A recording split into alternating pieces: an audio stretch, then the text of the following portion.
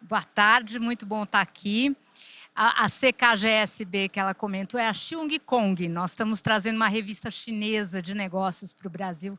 Enfim, China tem tudo a ver com o que a gente está vivendo aqui. Mas vamos, sem delongas, a nossa conversa. Vou citar uma pesquisa da MIT Sloan Management Review, recente, que fala que nós estamos vivendo um momento de colapso de contextos. Está tudo se misturando, o pessoal e o profissional, empresas e governos, shareholders e stakeholders, etc. E eles identificam dessa maneira, o que traz pressões adicionais para o crescimento. Aí houve uma pesquisa identificando isso e que descobriu que qualquer empresa que consiga crescer de fato, para que ela consiga crescer de fato, ela precisa ter dois conjuntos-chave de habilidades. As habilidades digitais, com as quais a gente está bem familiarizado, e outras habilidades ligadas a propósito. É mais do que discurso isso, né? E aí, eles deram um nome muito bonito, que é o nome que eu vou trazer aqui, que é transformação digital afetiva. O afeto tem a ver com esse propósito. E quando a gente fala de banco de futuro, que é o nosso tema aqui, nós queremos construir o banco do futuro, a gente tem que falar do digital e a gente tem que falar do afeto. E eu estou super bem acompanhada aqui para falar das duas coisas, então fico muito feliz. Como ela já apresentou vocês, eu não vou repetir, tá certo? Vou começar pelo Glauber, que está no meio aqui. Glauber, eu vou fazer uma primeira rodada, na verdade, pedindo para definir banco do futuro, que é uma coisa, às vezes, muito etérea. Vou começar por você, Glauber. Define para a gente. Muito obrigado, Adriana. Foi um prazer falar com todos vocês. Essa missão de definir Banco do Futuro, todo mundo sabe que não é trivial, porque futurologia não é o que a gente aprendeu a fazer. Mas dá para interpretar muita coisa de evolução dos mercados financeiros que aconteceram nos últimos anos e tentar dizer o que a gente entende e tenta fazer na nossa companhia para entregar um banco do futuro. O banco no futuro, na verdade, é aquele que parece clichê, parece repetitivo, mas que de fato não é mais banco. Onde a experiência não tem fórmula mágica, mas ele é invisível de fato. A experiência é fluida, ela é em qualquer momento em que a pessoa precisa, seja isso de madrugada, fora do horário comercial, pode ser no momento mais inesperado, fim de semana. Ele está presente aonde você precisa, ou seja, no celular, no tablet, na TV, no telefone ou aonde você precisar, e é seguro, barato, conveniente. Então, na verdade, ele é uma combinação de fatores que é deixar de existir a barreira e passar a ser, de fato, aonde você está, aonde você quer, incluindo agora, em tempos mais modernos, sem fronteira real. Ou seja, transacionar no Brasil, no exterior, seja em moeda fiat, seja em cripto, seja em qualquer outra combinação de fatores desejada. Acho que o Banco do Futuro passa em tirar as fricções, transformar uma experiência de maneira sempre segura, com compliance regulatório garantido, mas isso tem que ser seamless para o cliente. Ele vai acontecer naturalmente, sem a percepção e a solução da sua atividade financeira, seja para pessoas individuais ou para pessoas jurídicas, para empresas, deveria acontecer de maneira fluida, fácil, barata e conveniente. E sem fronteiras é a praia da Revolut, né? Sem fronteiras geográficas. Perfeitamente. Leandro, quando eu ouço o Glauber falar isso, eu fico imaginando o banco do futuro em vários lugares, como se fosse um portfólio de bancos. Faz sentido isso? Como é que você vê o banco do futuro? Igual a Adriana, primeiro, boa tarde. É um prazer estar aqui com você, com o Glauber, com o Xisma, dividindo o palco aqui na Febrabantec. Sem dúvida nenhuma, né, respondendo já a sua pergunta, sim, entendemos que o Banco do Futuro, eles são múltiplos bancos para cada tipo de cliente, em cada momento do cliente. Mas trazendo um pouco do contexto que você fala sobre transformação digital afetiva, tem tudo a ver com o propósito da Vivo. O propósito da Vivo é digitalizar para aproximar. Digitalizar através da conexão de rede móvel, rede fixa, né, a nossa fibra, e aproximar os clientes. Aproximar clientes, aproximar empresas, aproximar instituições. Isso tudo levando mais conexão para o nosso cliente e se apoiando em ativos muito poderosos, como a marca da Vivo. E é nesse contexto que surge o Vivo Pay. O Vivo Pay é a marca da nossa fintech, é a marca que a gente vem levando serviços financeiros para os nossos clientes, e a gente entende que a nossa missão é estar presente dentro do momento do cliente da Vivo, em diversas jornadas dele dentro da própria Vivo. E sim, tem tudo a ver com o que você acaba de comentar, né? Afinal, com mais de 1.700 instituições hoje reguladas pelo Banco Central, é natural, né, que a população que está bancarizada, que são mais de 90% da população brasileira adulta, tenha, na média, 6 contas abertas. O cliente já escolhe, né, a melhor conta, né, para poder viajar para fora do país, como é o caso aqui da Revolut, já escolhe qual é o melhor banco para poder fazer seu investimento, a melhor conta para receber seu salário e ter uma conta rendeira. Então, o cliente já percebeu isso, ele tem múltiplas opções dentro de cada uma dessas tipologias. No VivoPay não é diferente. Quando o cliente, por exemplo, vai comprar um aparelho, né, um smartphone nas nossas lojas, ele pode sair de lá com um aparelho financiado pelo VivoPay, porque eu entendo o comportamento de crédito dele. Mais do que isso, eu posso oferecer um seguro celular para ele sair protegido, não só contra roubo, mas também contra danos acidentais, entre outras coisas.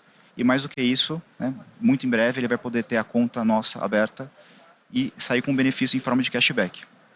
Então, sem sombra de dúvidas, essa jornada onde o cliente, o Glauber usou uma expressão muito interessante, né, o banco invisível. A gente acredita muito nisso, onde o cliente não perceba que ele precisa entrar num aplicativo, né, para poder fazer uma transação dentro do momento, por exemplo, quando ele está na Vivo. Essa transparência para o cliente vai definir o banco do futuro em diversos momentos da vida do cliente. Eu fiquei chateada que você não usou a metáfora que você usou na nossa conversa, que somos polígamos em relação a bancos. É verdade. Somos todos polígamos agora. Em relação a bancos, hein, gente? Gisman, me fala da Matera, que é a provedora de infraestrutura para serviços financeiros. Como é que ela se coloca diante dessa poligamia do Banco do Futuro? Como é que ela ajuda o pessoal? Boa tarde a todos, um prazer conseguir estar aqui com todos vocês. Eu acho a gente, olhando na visão de plataforma, o que a gente quer, de fato, é propiciar que esse banco não tenha limite de horário, não tenha limite de localidade, não tenha fronteira de atuação. E a gente acredita muito que levar a função bancária para as pessoas é muito mais importante do que encapsular num banco A, num banco B, num banco C, que acaba, talvez, tendo esse negócio da poligamia, né? Porque a pessoa usa o banco A para uma coisa, o banco B para outra coisa, vai ser natural. As pessoas procuram o que é mais conveniente. Se quiser comprar bem um telefone, um serviço de telecom, eu vou procurar a Vivo. Se eu quiser trabalhar internacionalmente, eu vou procurar a Revolut. E para diversos assuntos vai se trabalhar dessa forma. Então a gente acredita muito nessa ausência de fronteiras de uma forma mais ampla, numa plataforma flexível para propiciar tudo isso. E também levar a função bancária aonde o cliente precisa, na hora que o cliente precisa e da forma como ele precisa. Então, a gente expõe essa função e o cliente opta por trabalhar da forma que é mais conveniente, mais adequada e que traz mais valor para ele. E aí a gente está vendo que todo mundo já está trabalhando de fato essa ambidestria presente e futuro. VivoPay já é pedacinho de futuro, por exemplo, Revolut também. Glauber, Revolut. Veio para o Brasil por quê? Aqui tem mais chance de construir o Banco do Futuro que outros lugares? Já que a gente tem Pix e se orgulha disso, e tem um regulador avançado, né?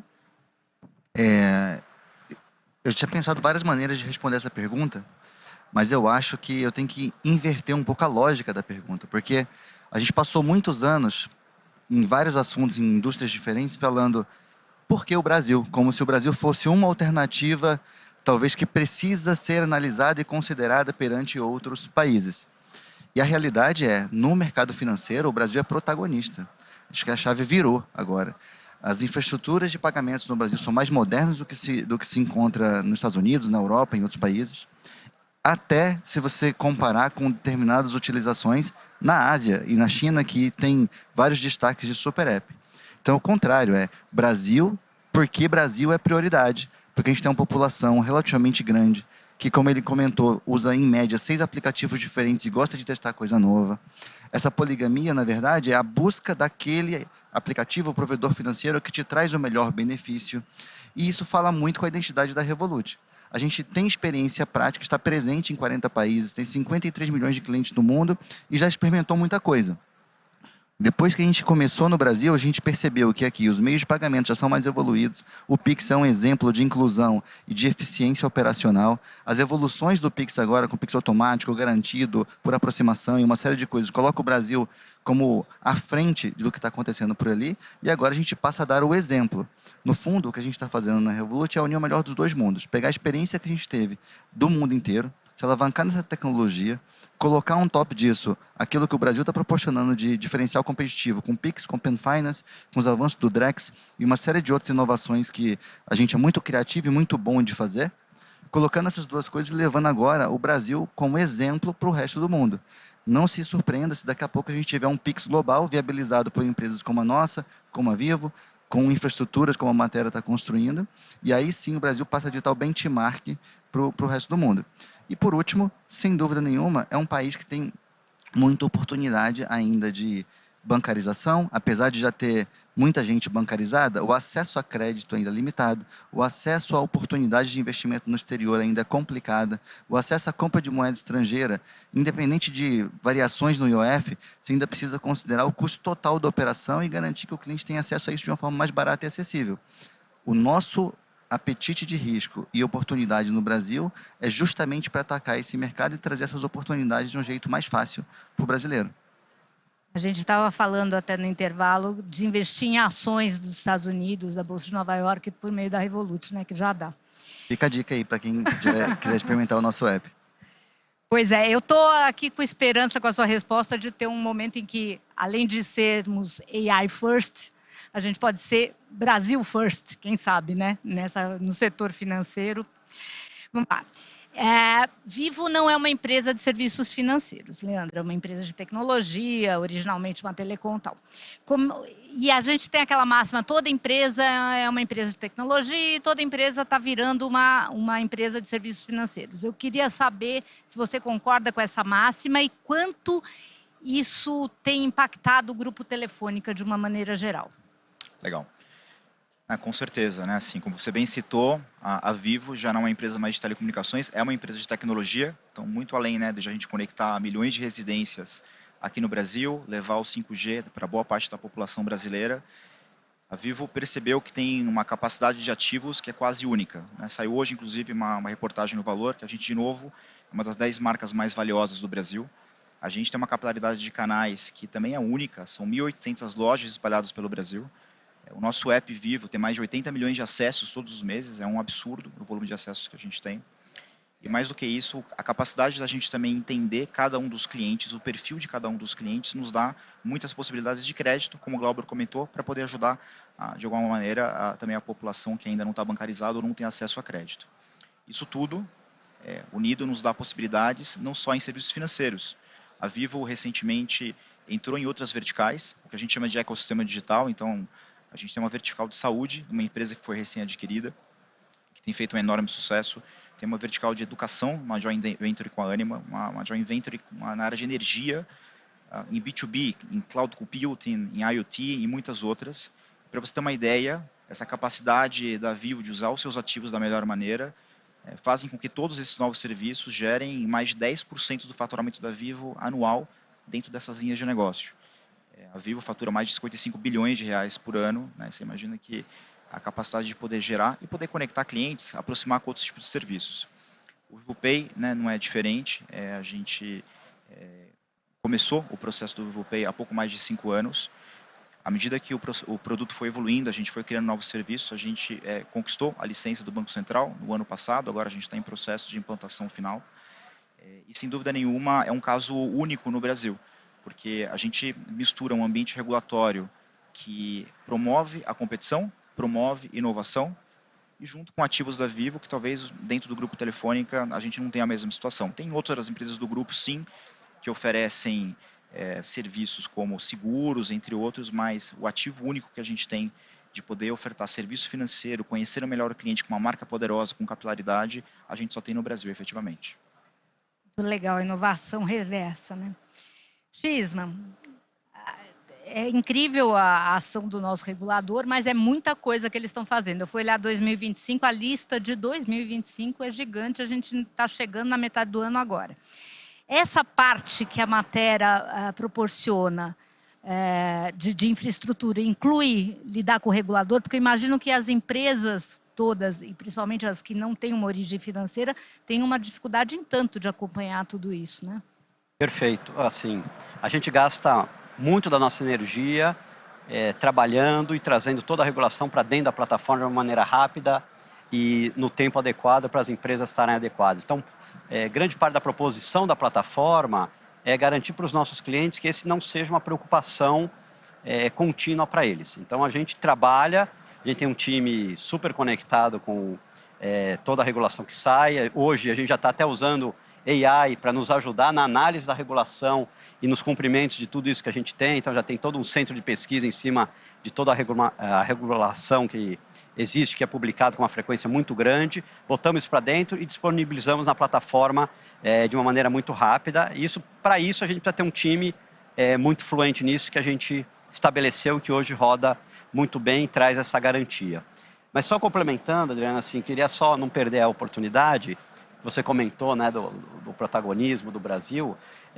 Acho que hoje o Pix, os modelos de pagamento já são campeão nacional, né? Nosso fundador esteve aqui no palco ontem, comentou, o Pix é um dos campeões nacionais. Qualquer lugar que você vai fora do Brasil já se fala de Pix. O Pix é, de fato, uma marca que tem aparecido. Hoje, se você for na América Latina, em diversos países, você vai encontrar Pix acontecendo, com provedores aí fazendo nesses países, na própria Europa, em vários lugares também já existe o Pix.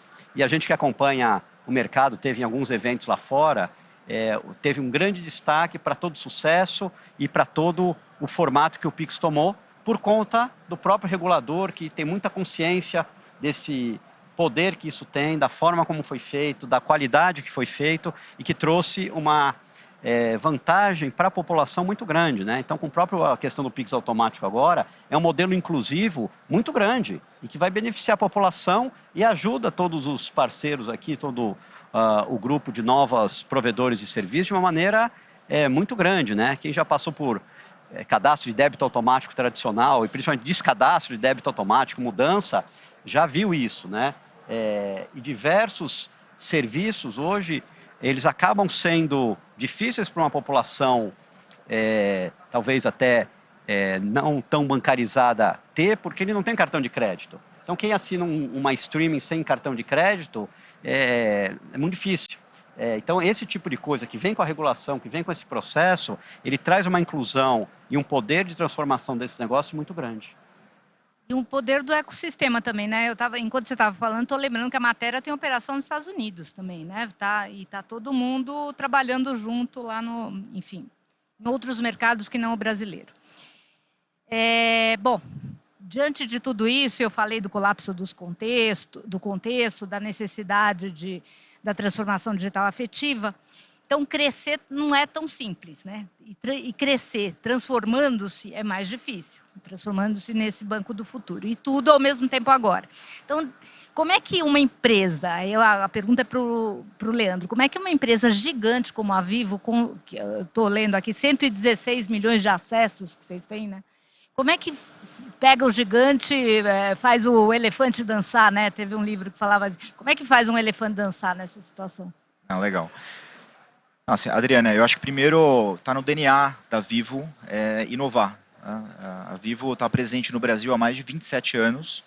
E para quem tem um pouco mais de tempo aqui, vai lembrar que a gente começou lá atrás com a linha fixa, né? Logo mais evoluiu, ofertando banda larga, ainda conectando via uma tecnologia, hoje que é antiga, que é a DSL. Logo mais apostou, foi uma das primeiras empresas a apostar na tecnologia de fibra. E hoje a gente tem o maior parque de domicílios, né, de toda a América Latina passado aqui no Brasil.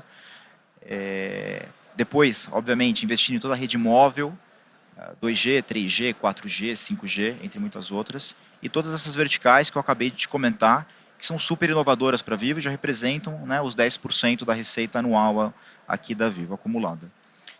Então, de fato, está no nosso DNA inovar. Né? A gente precisa inovar para poder continuar sobrevivendo dentro de um mercado, sim, que é competitivo.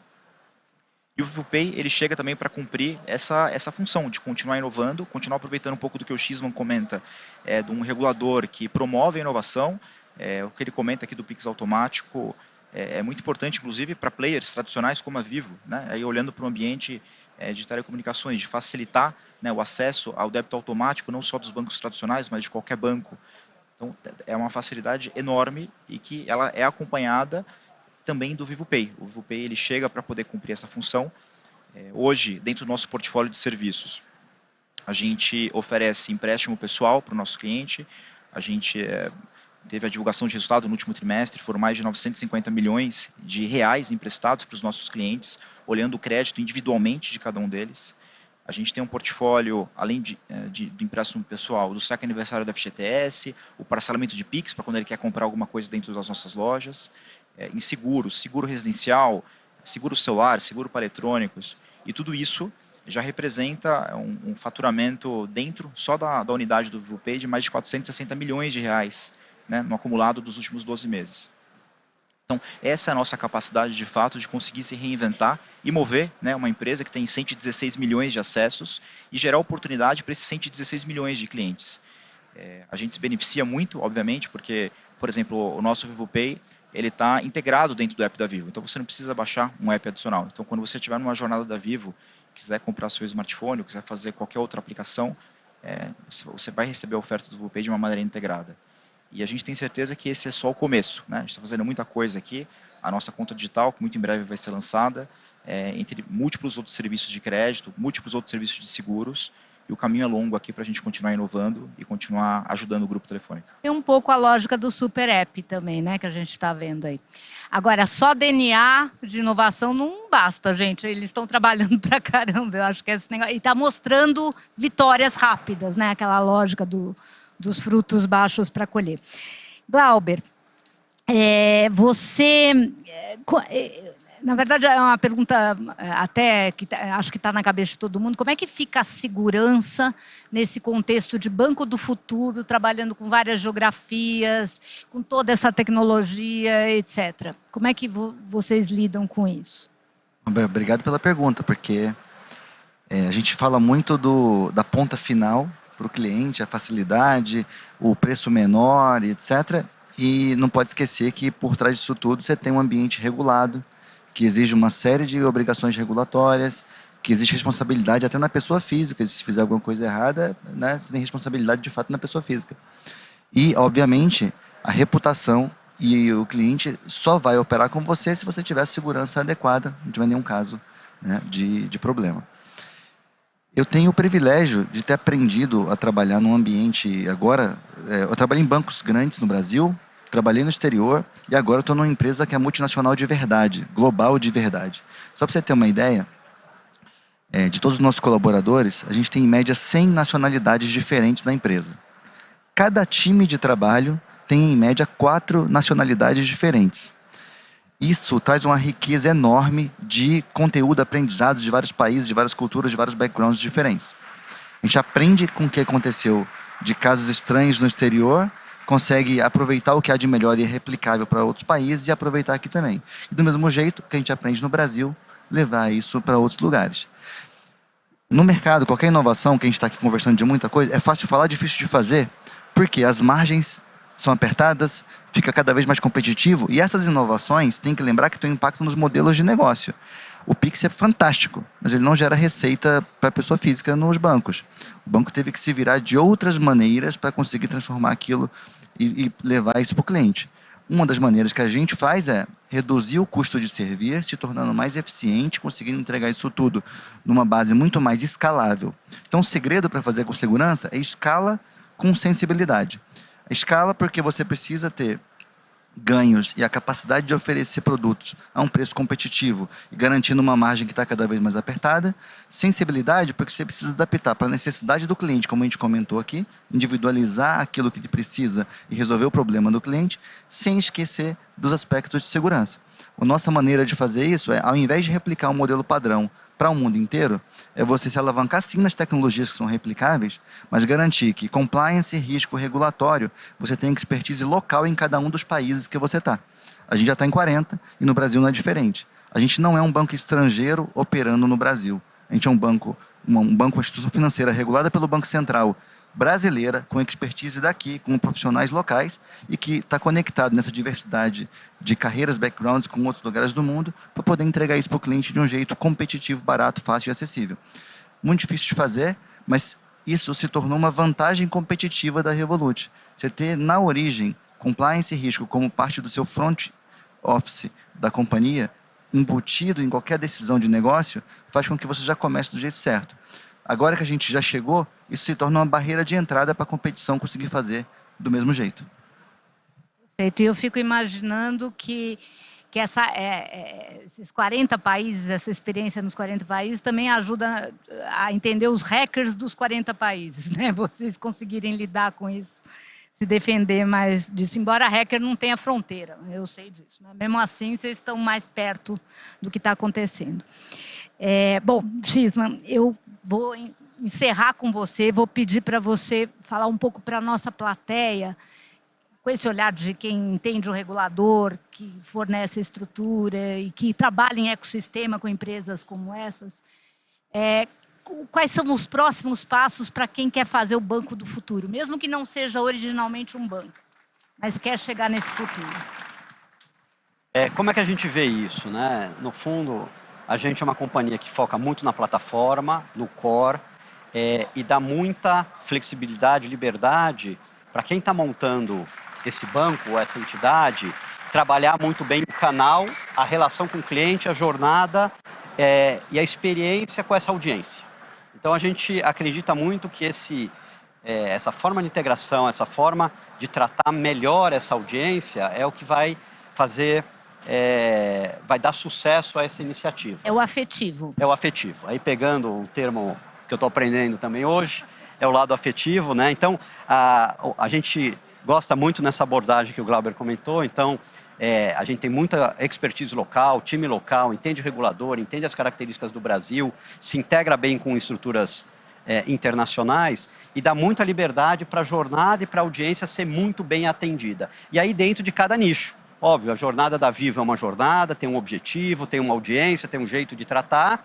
A jornada da Revolut tem outro objetivo, outra forma de tratar bem esse seu público, essa audiência, e a gente quer ter mecanismos e um modelo que permite que isso aconteça, sem engessar, sem travar no modelo de entrega desses serviços. Alavancando tecnologia, alavancando inovação e ajudando esse ecossistema, porque a gente também acredita que não é só uma iniciativa, você precisa estar integrado com o ecossistema financeiro, com o ecossistema de serviços. Então você pode oferecer um seguro, pode oferecer um outro produto que não faz parte talvez da sua competência principal, mas você tem um parceiro, você oferece um serviço de telecom, você oferece um serviço de entretenimento, você oferece outros serviços ali dentro, você oferece as parcerias, mas você atende bem essa audiência. Então, este modelo de ter esse ecossistema, de fomentar, de estruturar, faz muito parte da forma como a gente leva isso para frente. E aí embutir